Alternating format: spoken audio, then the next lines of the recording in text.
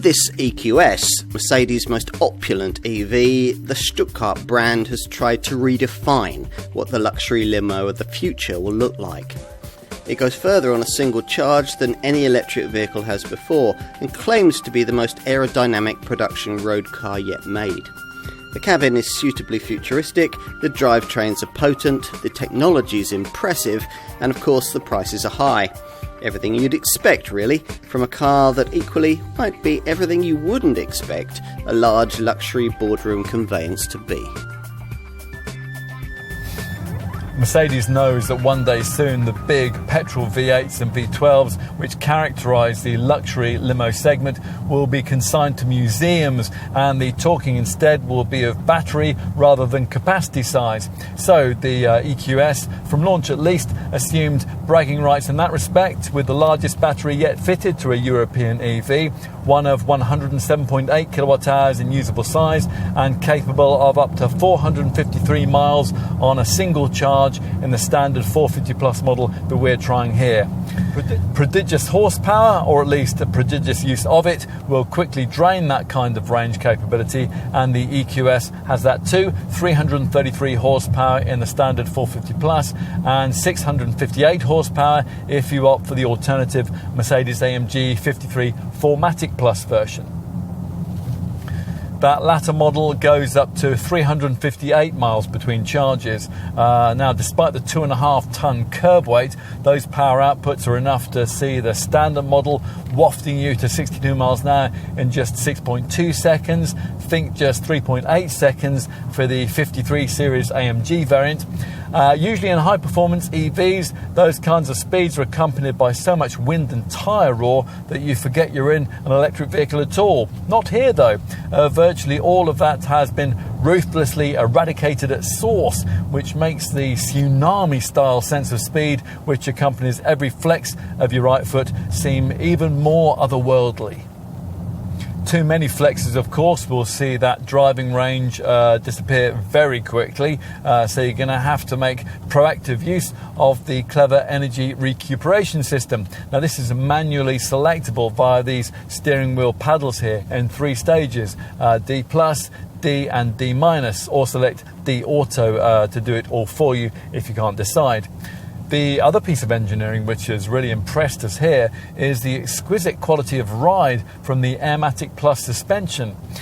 Predictive camera-based suspension tech is missing, but this car does nonetheless waft over speed humps and tarmac tears as if they just weren't there. It's probably our favourite thing about it. The pillowy ride doesn't mean a dynamic downside though, but there's little enjoyment to be had from throwing this car about, so it's just as well that very few owners will want to do that. Instead, they'll enjoy cutting-edge technology like the standard rear axle steering, which is able to turn the rear wheels by up to 10 degrees, which at parking speeds allows for an astonishing compact hatch-like 10.9 metre turning circle.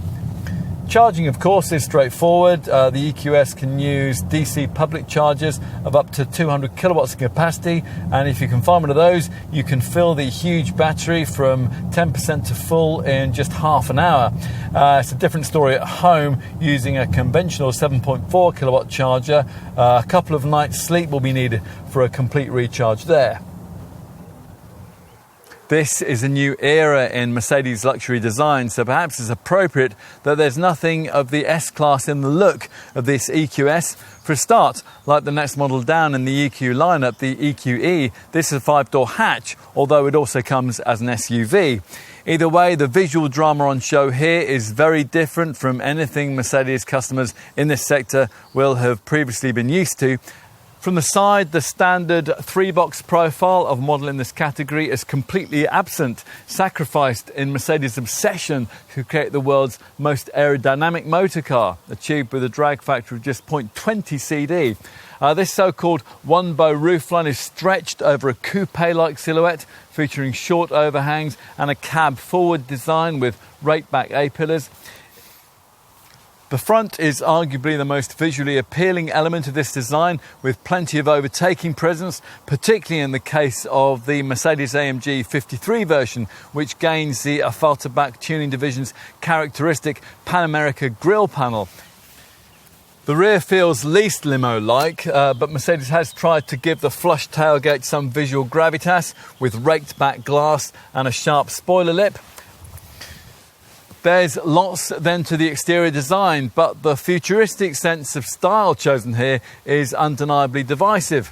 Mercedes can afford for it to be so because eco-minded boardroom boyos always have the alternative of the more traditional looking S580e plug-in hybrid. That unfettered approach extends to an even greater extent inside, so let's take a look.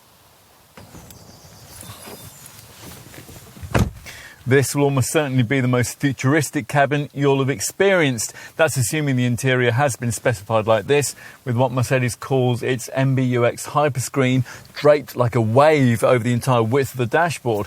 Now, unless you've chosen the top Mercedes-AMG 53 trim level or paid £8,000 more, it won't be, which would be less than ideal because the fascia has clearly been primarily designed for this three-dimensional structure, not for the conventional S-Class derived 12.8 and 12.3 inch centre and instrument screens that you get if you do without it. So dig deep and enjoy a feature unique in automotive construction to date.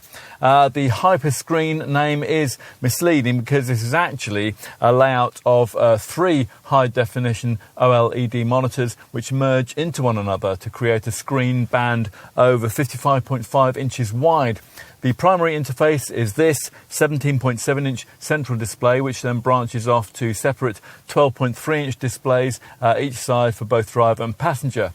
If you thought a Tesla was avant-garde inside, try one of these. Not everything's perfect. We have our reservations about some aspects of build quality and rear vision. That's certainly slightly compromised by the swoopy roofline. But the seats are superbly comfortable, and there are some high-tech touches like the interior assist gesture control system, active ambient lighting, and an energizing comfort setup which uses music, massage and colours to create soothing cabin themes. Time to take a seat in the back. Inside, of course, it's very nice indeed, and there's more legroom than you could possibly need. Most EQS models have this conventional 3-person rear bench format, but with the top spec version of the standard model or with the AMG 53 series version, you can pay extra for an optional rear luxury lounge package, which gets you 2 individual power adjustable rear seats with a massaging function, neck warmers and luxury head restraints. You do get an area feel with this standard layout, helped by this particularly low central transmission tunnel, something that on all EQS variants is helped by this standard 2-panel panoramic glass roof. Finally, let's take a look in the boot. It does feel odd raising a hatch on a limo, but of course, having a tailgate does make this Mercedes that bit more practical. The 610-litre luggage area revealed looks vast, and when everything is flat, there's 1,770 litres of space to play with. If you can make the range of this car work, then it really does deliver a next-generation take on what a luxury limousine should be. As long as you've paid extra for the futuristic hyperscreen, the cabin of this car, well, it feels like something out of Marvel Studios. That won't please the traditionalists who'll continue to be satisfied by an equivalent S-Class, but it might well attract the younger, the more zeitgeist-conscious top executives that Mercedes needs for future sales in this segment. Much more in this line, of course, will shortly follow. But this, for Mercedes-Benz, is really where the future starts. Tomorrow's world today, beginning right here.